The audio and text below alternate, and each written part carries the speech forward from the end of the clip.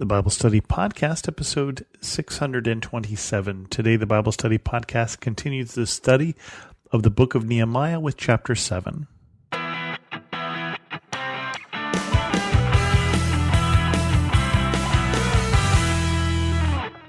Welcome to the Bible Study Podcast. We continue on with chapter 7, which is one of my favorite chapters because it has a lot of lists, and you know how I love those. But first it says this. After the wall had been built and I had set the doors in place, the gatekeepers, the musicians, and the Levites were appointed. I put in charge of Jerusalem my brother Hanani, along with Hananiah, the commander of the citadel, because he was a man of integrity and feared God more than most people do. I said to them, the gates of Jerusalem are not to be opened until the sun is hot. While the gatekeepers are still on duty, have them shut the doors and bar them. Also appoint residents of Jerusalem as guards, some at their posts and some near their own houses.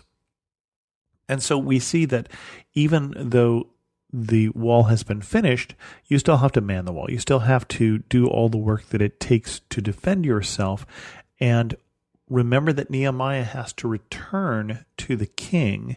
He's the cupbearer for the king, and he's been given leave to come. But the king's question was, when are you coming back? So he's getting ready to leave. And so he puts his brother in charge along with someone else who is a man of integrity. And that is also what we should always look for in terms of leaders, is somebody who is doing this for the right reasons, someone who has integrity. Their loyalty can't be purchased. They say what they mean what they say. And he also fears God more than most people do. I thought that was an interesting way to say that.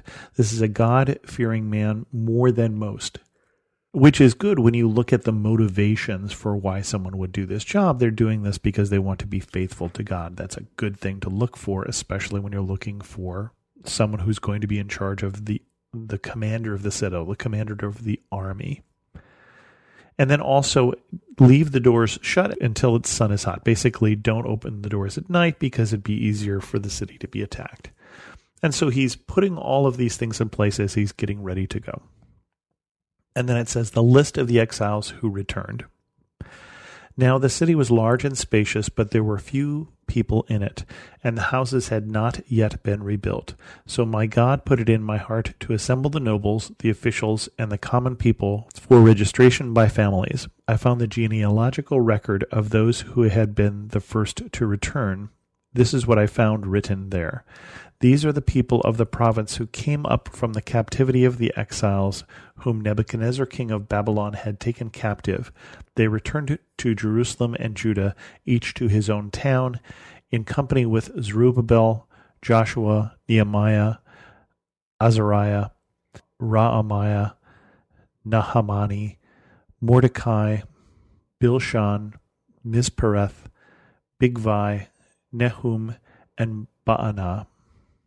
The list of men of Israel, the descendants of Parosh, 2,172, of Shephatiah, 372, of Ara, 652, of Pahath Moab, through the line of Jeshua and Joab, 2,818, of Elam, 1,254, of Zatu, 845, of Zakai, 760, of Benui, 648, of Bebai, 628, of Asgad, 2,322, of Avdonikam, 667, of Bigvai, 2,067, of Adin, 655, of Attar through Hezekiah, 98, of Hashum, 328, of Bezai, 324, of Hariph, 112, of Gibeon, 95. The men of Bethlehem and Netupha, 188, of Anathoth, 128, of Beth Asmaveth, 42, of Kiriath, Jearim, Kephariah, and Beeroth, 743, of Ramah and Geba, 621, of Michmash, 122, of Bethel and Ai, 123, of the other Nebo, 52, of the other Elam, 1,254, of Harim, 320, of Jericho, 345, of Lod, Hadid, and Ono, 721, of Sana'a, 3,930. The priests, the descendants of Jedediah through the family of Jeshua, 973, of Immer, 1,052, of Pashur, 1,247, of Harim, 1,017. The Levites, the descendants of Jeshua, through Kadmiel, through the line of Hodaviah, 74.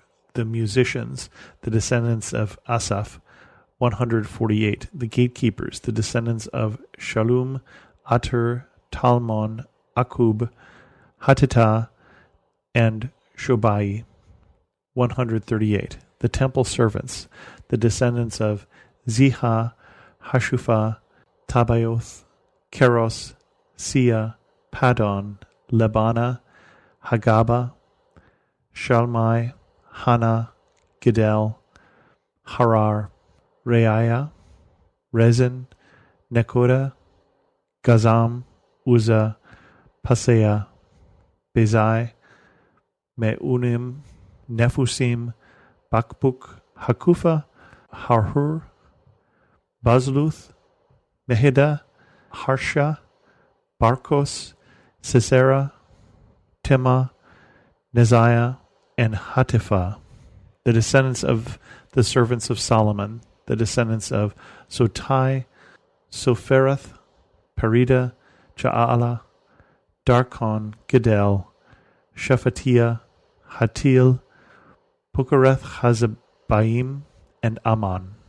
The temple servants and the descendants of the servants of Solomon, 392. The following came up from the towns of Tel Melah, Tel Harsha, Karub, Adon, and Immer, but they could not show that their families had descended from Israel. The descendants of Delaiah, Tobiah, and Nekoda, 642. And from among the priests, the descendants of Hobiah, Hakoz, and Barzillai, a man who had married a daughter of Barzillai, the Gileadite, and was called by that name. These searched for their family records, but they could not find them, so they were excluded from the priesthood as unclean. The governor therefore ordered them not to eat any of the most sacred bread until there should be a priest ministering with the Urim and the Thummim.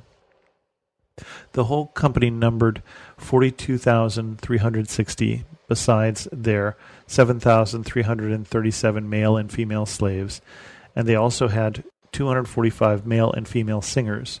There were 736 horses, 245 mules, 435 camels, and 6,720 donkeys. Some of the heads of the families contributed to the work. The governor gave to the treasury 1,000 derricks of gold, 50 bowls, and 530 garments for priests. Some of the heads of the families gave to the treasury for the work 20,000 derricks of gold and 2,200 minas of silver. The total given by the rest of the people was 20,000 derricks of gold, 2,000 minas of silver, and 67 garments for the priests. The priests, the Levites, the gatekeepers, the musicians, and the temple servants, along with certain of the people and the rest of the Israelites, settled in their own towns. And then I'm going to skip the last section here, which is Ezra reads the law, because that is awkwardly in this chapter and the next. So we'll read that with chapter 8. So we get this wonderful list. And you know that I'm not a big fan of lists, and I would just as soon skip over this chapter. There's a few things that we can learn from this. Again, we're talking about a large group of people, or at least large compared to how they were when they came into the Promised Land the first time. There's only 42,000 people. Again, they're not as poor as they were at one time. They have slaves themselves. They have donkeys and horses and mules and camels. It was surprising how many were singers. 245 singers seemed interesting. And then the treasure is not evenly divided, same as we have today. The heads of the families give 20,000 derricks of gold, and the rest of the people also give about the same amount. And so we see already with that thing we talked about before, where there are some people who are nobles, or there's some people who have a lineage that makes them seem more important to themselves and others. And probably they are also richer. And this is something that we see because of the chapters that we dealt with the poor a few chapters back, how these people who were nobles were bringing in the debts of people and having them be enslaved until they could pay off the debts. A couple different interesting things in terms of some of the places. When you hear word tell, a tell is a mound. Tel Megiddo, for instance, the place that we know as Armageddon, is someplace you can still visit there. But there were a couple of places that were named that were Tel something or other, and that means a place on a mound. Tel Malah and Tel Harsha. Now, the one interesting thing about this is, why are we counting again? We're always counting here in the Old Testament. And in fact, one time we get in trouble for counting during the Exodus, when other times it's okay to count.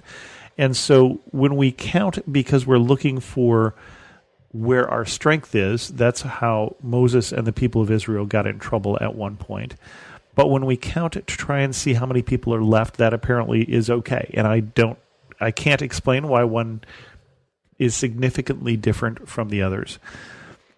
But it is very important to the people, the counting and also the lineage. And you'll notice that here, where the people who could not establish their lineage, they can't be priests until they get someone who will minister with the Urim and the Thummim, and that is basically the casting of lots. So someone who will inquire of God and find out if these people can be priests, and they'll throw the lots to determine what God has to say about this. Because lineage at that time, and still today, if you were Jewish, is a more important thing than it might be in my culture, for instance. And so that's why we're always tracing people back to Solomon's servants and back to this person and back to that person. It's part of understanding who you are and what your role is. And again, the roles being a little more static at that time. You don't get the baker's son who becomes a shoemaker, whose son becomes a shepherd. Not as much. And so partially it's understanding who you are, and that's still something we need to understand today, is who we are and where do we fit in. And this is that version of that in this society. But we're starting to wrap this up, because we saw there that Nehemiah is starting to put rules in place, and one of the last things they're going to do is the one we're going to deal with next week, which we're going to have the reading of the law, so that we leave these people with an understanding of whose they are, that they are God's, and what that relationship is all about. And so we had in the Old Testament the telling of the law the first time it was given, and then the retelling in the book of Deuteronomy for the new generation that was coming out of Egypt, that had been wandering around and been born in the wilderness in that 40 years they wandered about. And then we told it again when Josiah the Reformer, when they found the law again, we read the law again. This is another opportunity to do that here in Nehemiah, but we'll do that next week. With that, we're going to end this episode of the Bible Study Podcast. If you have any questions, send an email to host@thebiblestudypodcast.com, or better yet, leave a comment on this episode at thebiblestudypodcast.com, and thanks so much for listening.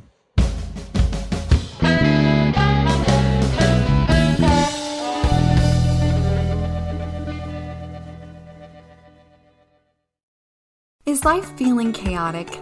I get it. I'm Rachel Wojo, host of the Untangling Life podcast. Don't miss the passionate encouragement and faith-based resources you need to help you clear your head and calm your heart. As Shell says, it feels like Rachel always knows what I need to hear.